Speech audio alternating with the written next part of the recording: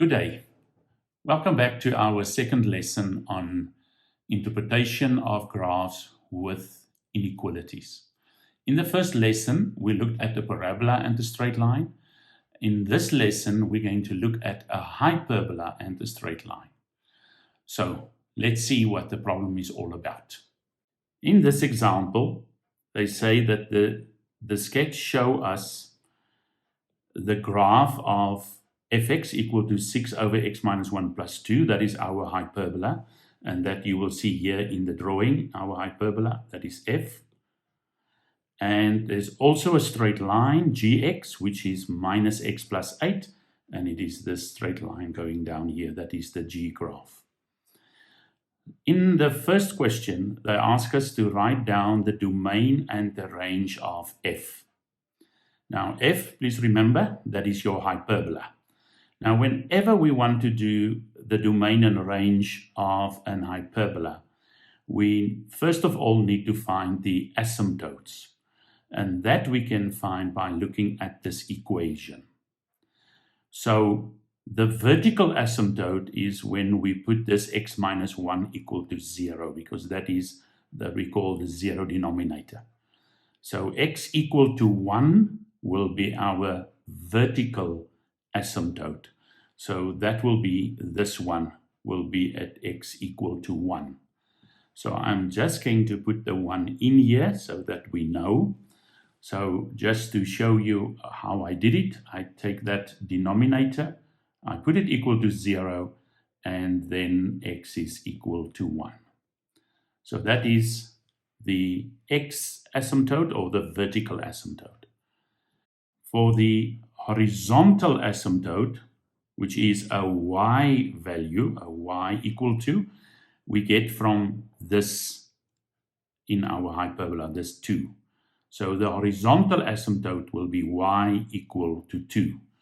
So we can put the 2 here on the drawing to indicate our horizontal asymptote. So horizontal asymptote is at 2, y equal to 2, and the vertical is at x equal to 1.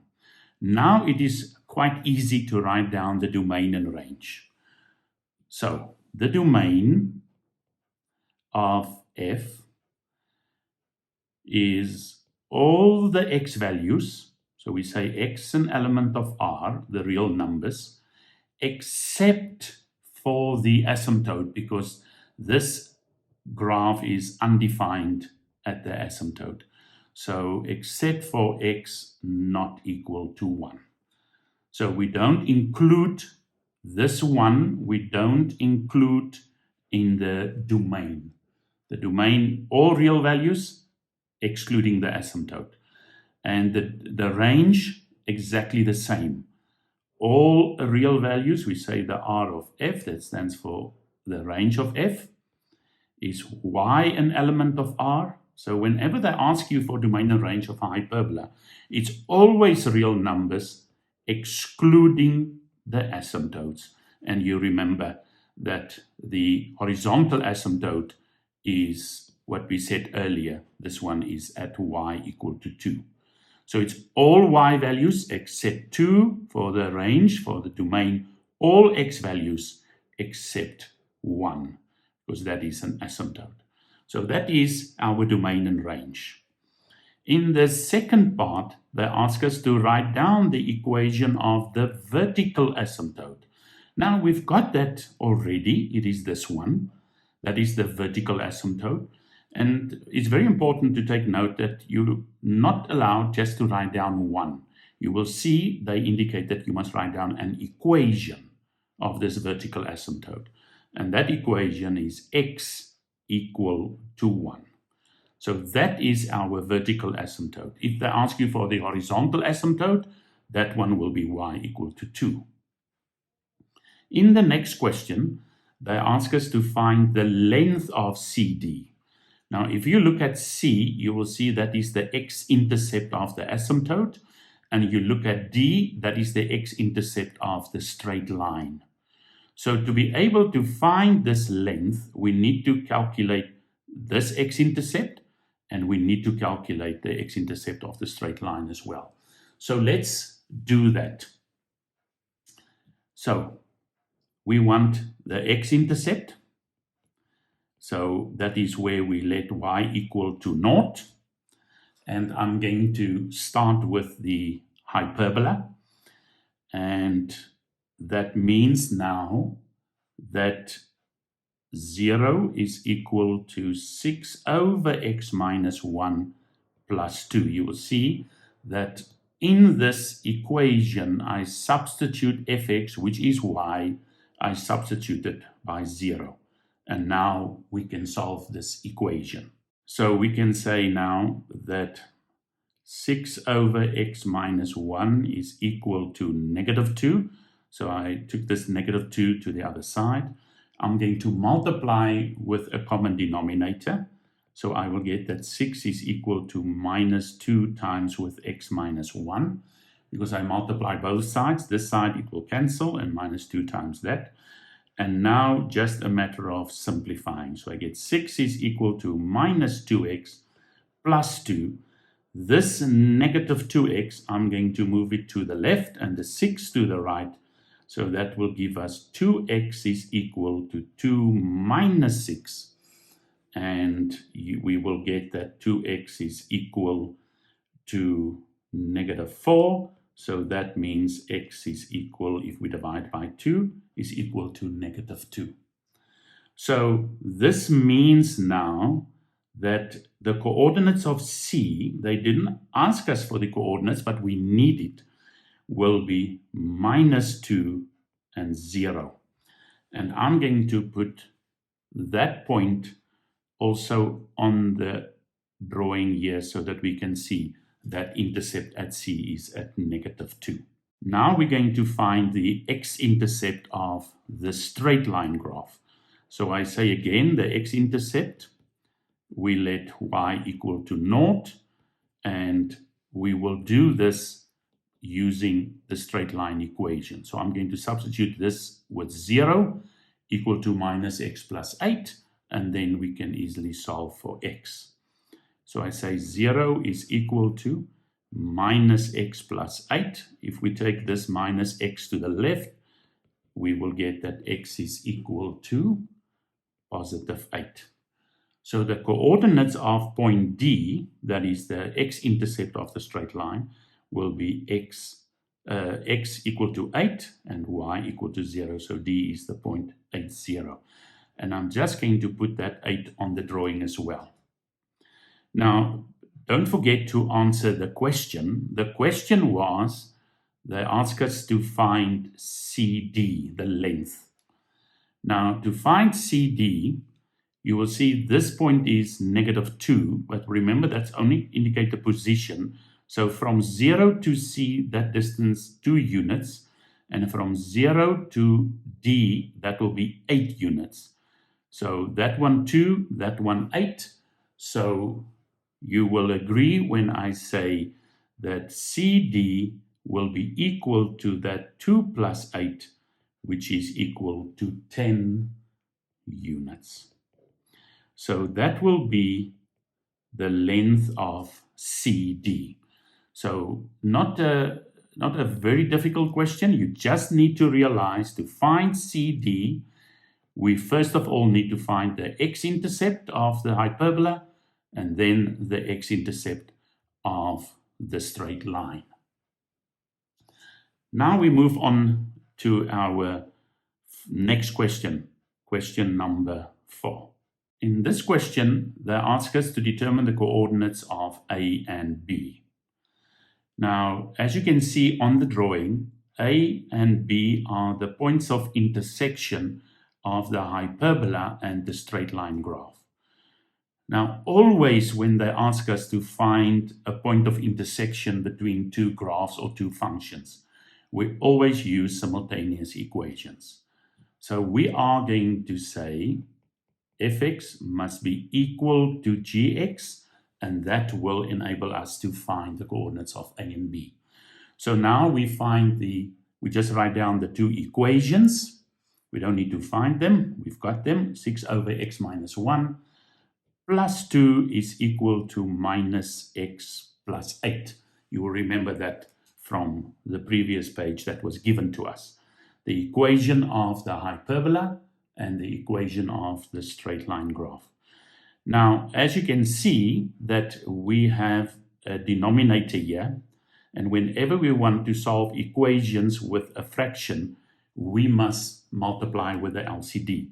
So we're going to multiply every term. This term we're going to multiply with x minus 1, and then the x minus 1 will cancel. We're going to multiply the 2 with x minus 1, as well as the minus x we're going to multiply with x minus 1, as well as the 8. So every term must be multiplied by x minus 1. So what you do on the left, we do on the right. So let's just do that. So I'm going to get 6 plus 2 times x minus 1 is equal to minus x times x minus 1 plus 8 times x minus 1. So you can see exactly what I said. That's what we did. Now we're going to remove the brackets.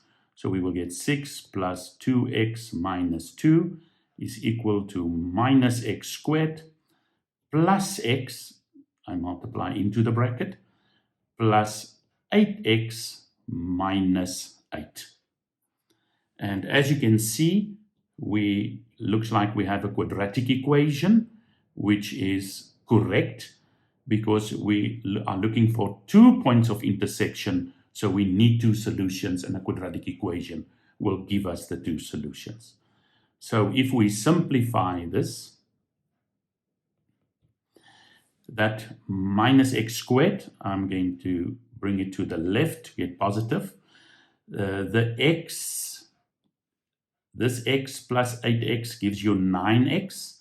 If we bring it across, there's a 2x here, so we get 2x minus 9x, which will leave us with negative 7x. And then for the constants, we have 6 minus 2, which is 4. There is a negative 8, which will become positive 8. And 4 plus 8, you agree, will give us 12. Now it's not too difficult to factorize this trinomial. So we say x and x. The factors of 12 that will give us 7 when we add them will be 3 and 4. The positive with the 12 means the signs must be the same, but we want our answer to be negative 7, so that means both must get a negative. We can now solve for x, because we factorized this, so x is equal to 3, or x is equal to 4. And now we must find the corresponding y values. To find y, you can use any one of the 2 equations. You can use the hyperbola or the straight line, but you will agree the equation of the straight line is much easier to use. So I'm going to use the equation of the straight line. So I'm going to say y is equal to, remember it was minus x plus 8. That was, just to remind you, minus x plus 8. So I'm going to substitute that x with 3. And then secondly, we're going to substitute x by 4. So I will get y is equal to minus 3 plus 8, which gives us y equal to 5. Or we can say that y is equal to minus 4 plus 8 if I substitute x with 4. And then my y will be positive 4. So now we solved x and y by using simultaneous equations. So that now means we can write down the coordinates. So the a coordinate is the one with the smaller x value between the two. So always just make sure that you put the correct one with the correct letter.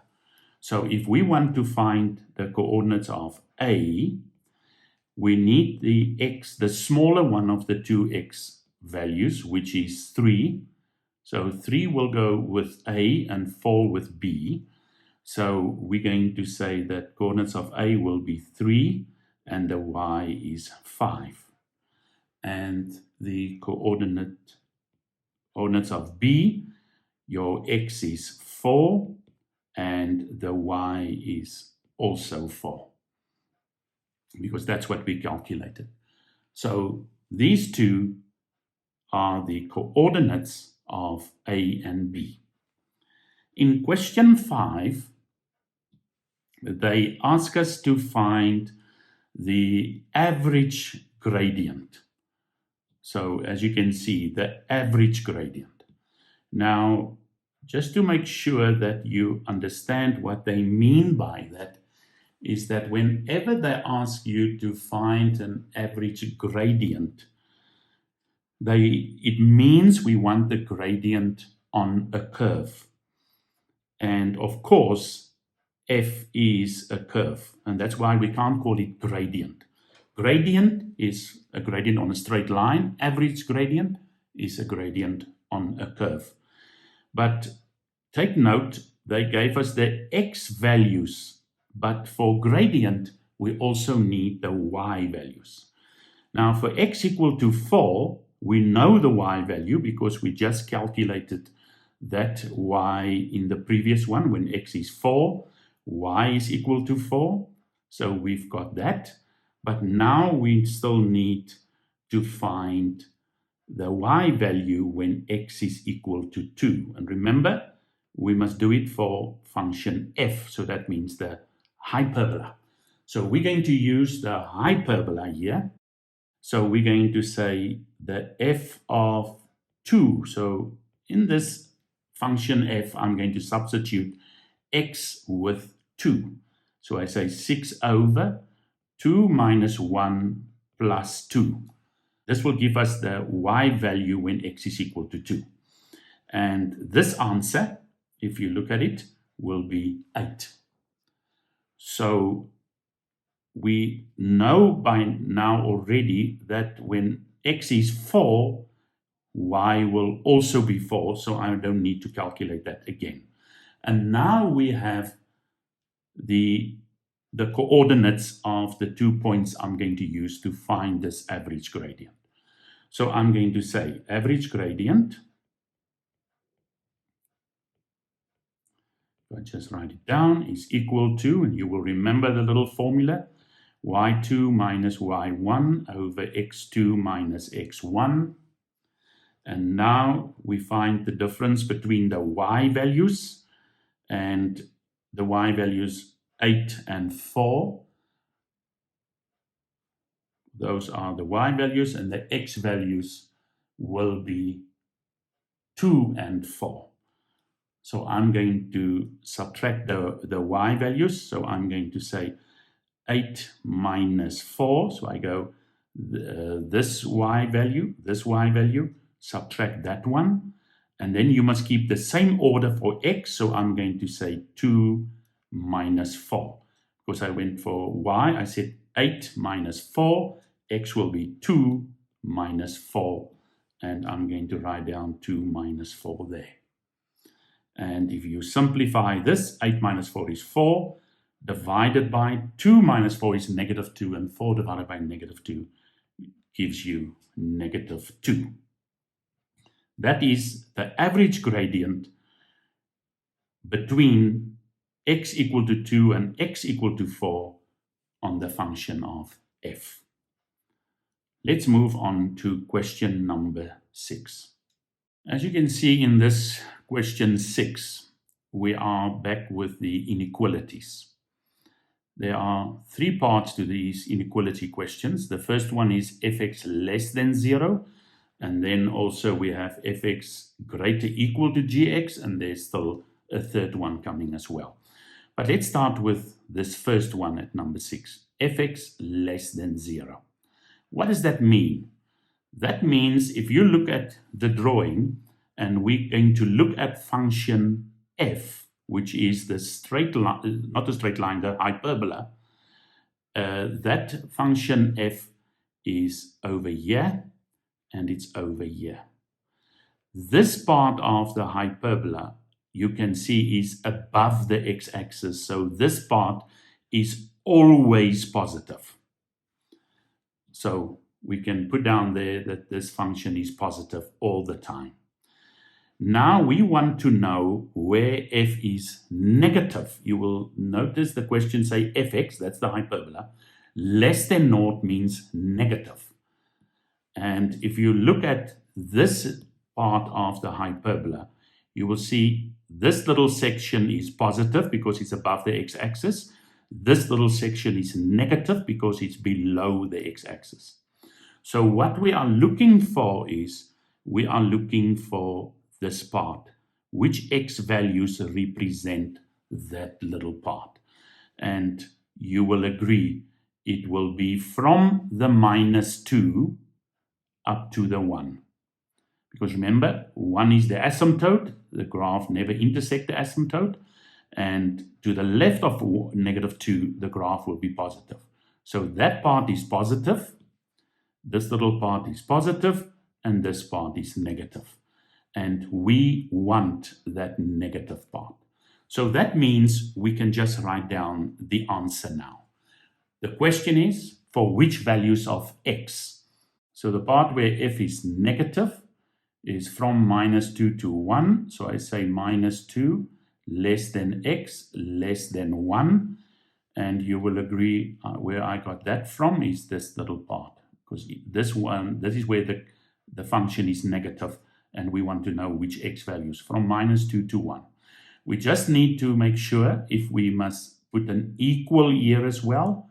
And we look at the question, and you can see there is no equal. So it didn't ask us where fx is equal to naught, only less than naught. So that means we are not going to put an equal here, because we never put an equal at the asymptote. It's only a question if it must be here, but we don't need to because there is not an equal sign there in the question. In the second part of this question, they ask us about the relationship between the two graphs, where fx is greater equal to gx. Now, you will remember we discussed the same situation in the previous lesson. Whenever they ask you to determine for which x values one function will be greater than the other one, we need to know where f is above g, because then it will be greater. So it's not about the x-axis now, it's about the two graphs. So let's just look at our drawing. If we look at this drawing, this is your f, and that one as well, and that is the g. And they want to know where is f above g, because f must be greater. The hyperbola must be greater than the straight line. Now, you remember what we did in the previous lesson. My suggestion is that we draw vertical lines. Where do we draw them? We draw them where the two graphs intersect. And you will agree those points of intersection we calculated previously already. I've put it here on the drawing. So we're going to draw a vertical line right here at A, and we're going to draw one at B. So here are the vertical lines now at x equal to 3 and x equal to 4. So now we need to determine by using these lines where on this, for these x values, will f be greater than g. Now, if we take this interval right up to the asymptote here, you will clearly see that up to this asymptote at 1, because the hyperbola are not passing this asymptote at x equal to 1. So on the left of 1, you will notice that the straight line is greater than the hyperbola, and that's not what we want. So let's now look at between 1 and 3, between the asymptote and this vertical line, which is the point of intersection. Now, as you can see in this interval between 1 and 3, and you look at the graphs, you will notice that the hyperbola is above the straight line, and that is exactly what we are looking for. So our first solution will be between 1 and 3 for x. So we're going to say that 1 is less than x is less than 3. And I'm sure you all can see where I get that from. It's from this 1 and 3. So for this little interval, you will see hyperbola above the straight line. Only thing is, do we include the equal? 1 is an asymptote, x equal to 1. You'd never include an equal there. 3, the two graphs are equal, they intersect. The questions say they also want to know where they are equal. So that means we're going to include the 3 as well. So 3 will get the equal, but not the 1. Let's now just look at the next interval. The next interval is between 3 and 4. And as you can see, that between 3 and 4, for this little one, the straight line is above the hyperbola. And that is not what we want. We want the hyperbola to be above the straight line. So we now look at the last interval, which is this one. This is the last one. And if you look at from 4 to infinity, you will notice that f is above g. Please remember that order change at the point of intersection. So we want this one. So we have a second solution here. So we say it is x greater than 1 less equal to 3, or x greater than 4. And you can all see where I get the 4 from. It's from this 4. And greater than 4. There's no stop because this goes to infinity, both functions. We only need to decide now if 4 is included. Indeed, it's included because that is a point of intersection. And that is where the two graphs are equal, and they gave us the equal there. So this 4 will get the equal as well.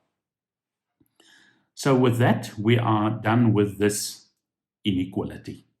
So now let's look at the third inequality of this question. This one, they want you to find the values of x for which fx times gx is less or equal to 0. So the product of the two functions must be negative.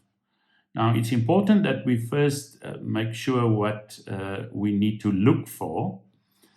So if we want a product to be negative, then it means that if the one function is positive, the other one must be negative so that the product will be negative. So you can see they told us that the product must be negative. So a positive and a negative gives us a negative. Or we can also say a negative times a positive gives you a negative. So we want the functions to have opposite signs. Then the product will be negative. Now, the sign of a function change right at the x-intercept. So I'm going to draw vertical lines again. And this time, I'm going to draw it at the x-intercept here. That's at -2. And at the x-intercept here at x equal to 8. So that is where I'm going to draw the vertical lines. And then we're going to use those lines to find the solution for this inequality. So as you can see now, I've got my vertical line, one vertical line at x equal to -2, and the other one at x equal to 8, because that is where the functions change sign. So we're going to look at these intervals again. You must just keep in mind that in a hyperbola, there are asymptotes as well. So we must also keep this asymptote in mind when we look for this solution.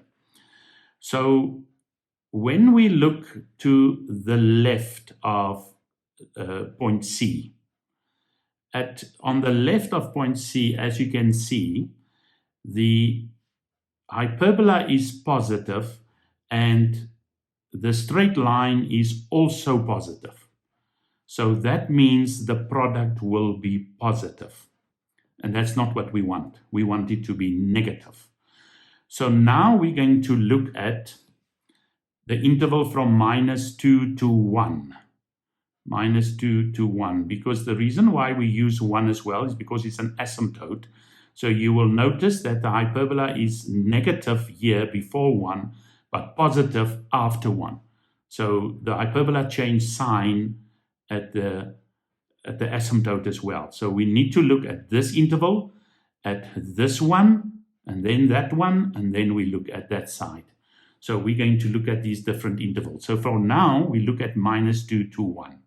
Now, between these two, for this interval, you will notice that between minus 2 and 1, that the hyperbola is negative, and the straight line is positive.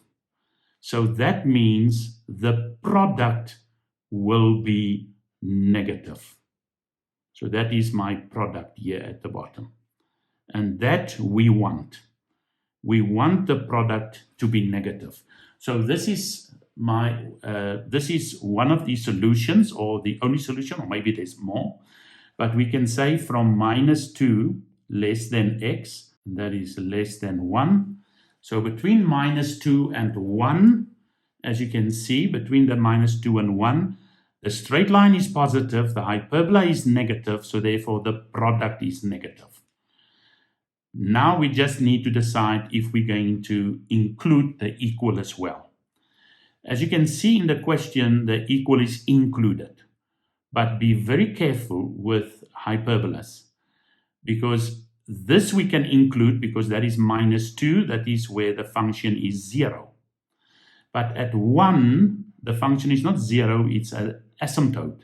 So you can't put an equal at 1, but you need to put 1 at negative 2. So there we're going to put an equal sign, but we're not going to put an equal sign at 1. Let's just look at the next interval. That is now from 1 to 8 for this interval. And for this interval, you can clearly see that the straight line is positive and the hyperbola is positive. So that means the product is positive. And that is not what we are looking for. So let's look at the last interval, and that is now from 8 and onwards. We want to look at this interval here. And as you can see, the straight line is negative. The hyperbola is positive, so that means the product is negative, and that's also what we are looking for. So we have another solution now that we can write down. So we say it's x between minus 2 and 1, or x greater than 8. So it's now this 8. All the x values greater than 8. Do we include 8? Yes, because equal was included, and at the point 8, the straight line is 0, and 0 is included here. So we can put an equal there as well. And with that, we are finished with this inequality. So let's look at question 7. They ask us to determine the equations of the axis of symmetry. Now, don't confuse axis of symmetry with asymptotes. Asymptotes are these lines, this vertical one and that horizontal one. They are called asymptotes. But an axis of symmetry is a line that divides a function in mirror images. So if I can make you a little drawing to illustrate this, is that if I draw a Cartesian plane and I put a standard hyperbola on it, like this, that is 0, then this line going through 0 is the one axis of symmetry, and this one going through 0 is the second one. Now, this particular one here is what we call y equal to x, and this one is y equal to minus x because it's got a negative gradient. Now, this is what we want to do. This is for a standard form, but we have one that moved this hyperbola shift up and down, left and right, and now we need to find those two equations. Now, those equations are, for the one with the positive gradient, we call it y equal to x plus q. and the other one's got a negative gradient, and it's minus x plus q.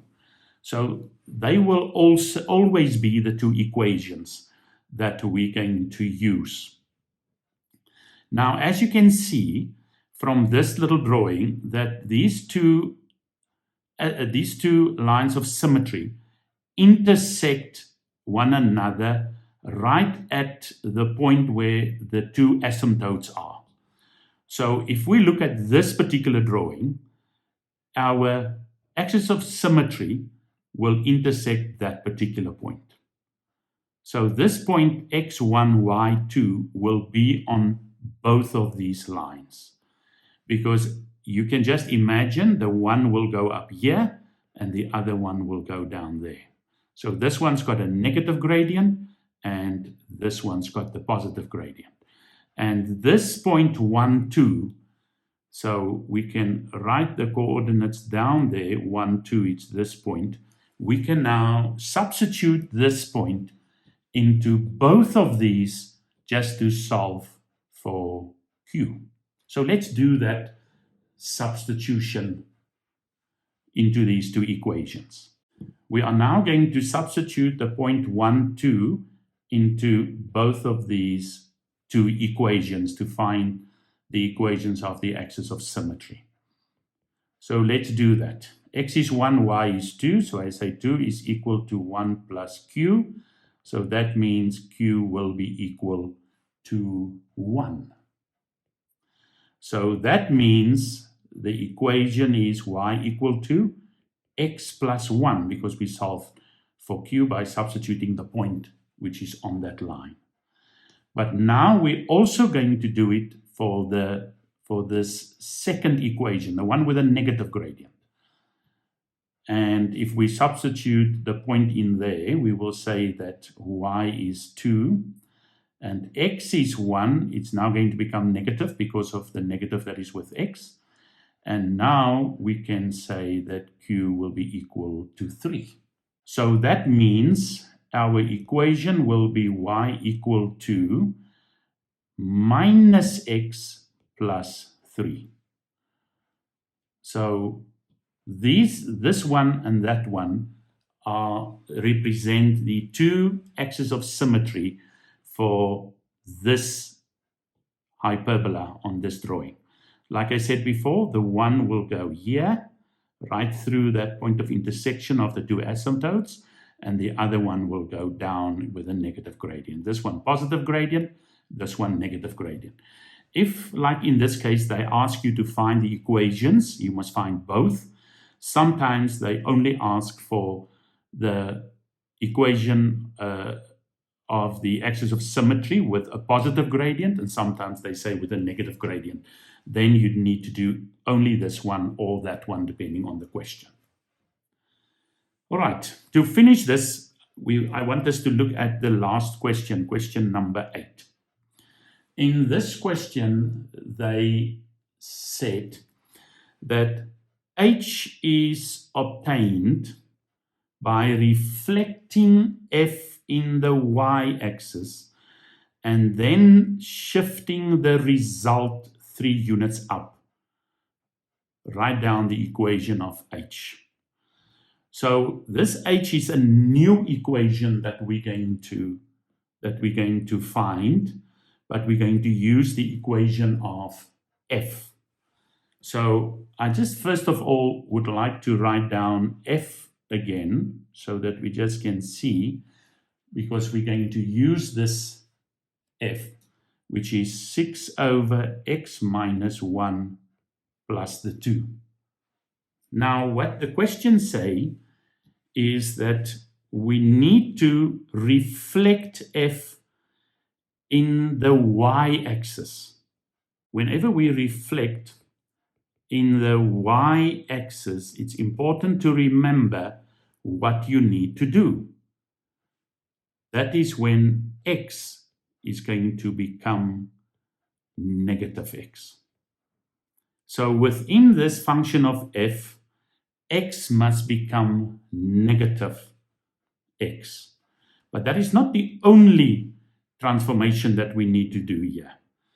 you will see they say to us we must reflect in the y-axis, but then also we must shift it 3 units up. So that means we're going to plus 3 to this function to get the function of h. So let's just write down h now. So we're going to say that hx is equal to, and please take note that these two transformations, the reflection in the y-axis, where x becomes negative x, and the shift of 3 units up, we're going to apply on this f function, and that will give us h. So we're going to say it's 6 over, that x is going to become minus x minus 1, plus the 2, and then the 3 units up means we must add 3 there as well, because you will remember that this 2 represents the vertical shift. So this function already moved 2 units up, as you can see from the drawing, that the graph moved 3 units up. But now we're going to move it 2 units, and now we're going to move it a further 3 units. So the final equation of this, and we're going to take out this negative as a common factor, and we will put it with a 6, so that will give us x plus 1 below the line.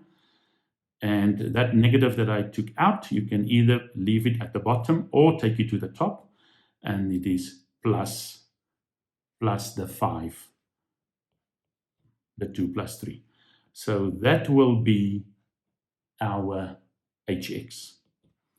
And that is what we will get if we reflect f in the y-axis and shift it 3 units up. Thank you.